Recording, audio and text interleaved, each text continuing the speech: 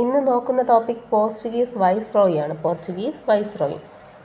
ഇനി പോർച്ചുഗീസിലെ ഫസ്റ്റ് വൈസ്രോയിയാണ് ഫ്രാൻസിസ് ഡി അൽമേഡ 1505-1509. പോർച്ചുഗീസിലെ ഫസ്റ്റ് വൈസ്രോയാണ് ആര്? അൽമേഡ.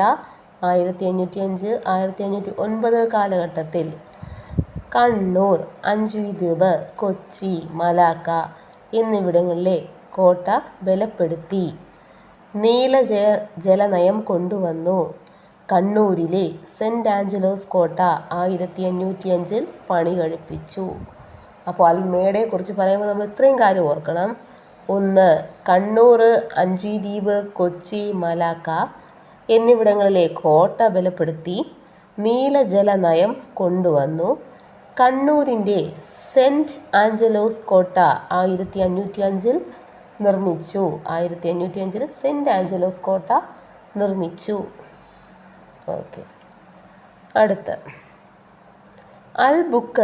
അൽബുക്കർക്കിൻ്റെ കാലയളവാണ് 1509-1515.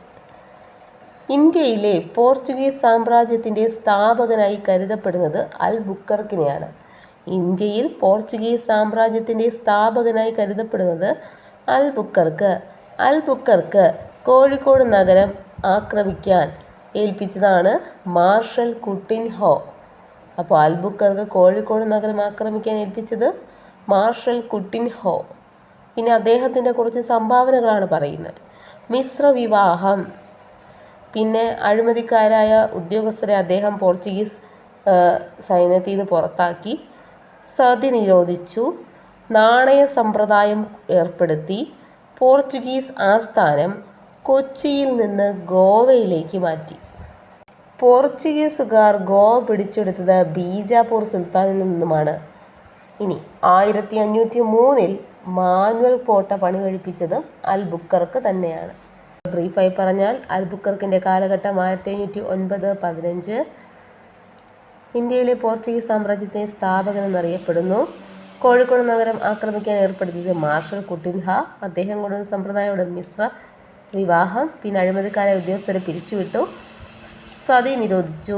നാണയ സമ്പ്രദായം കൊണ്ടുവന്നു. പോർച്ചുഗീസിൻ്റെ ആസ്ഥാനം കൊച്ചിയിൽ നിന്ന് ഗോവയിലേക്ക് മാറ്റി. പോർച്ചുഗീസുകാർ ഗോവ പിടിച്ചെടുത്തത് ബീജാപ്പൂർ സുൽത്താനിൽ നിന്നുമാണ്.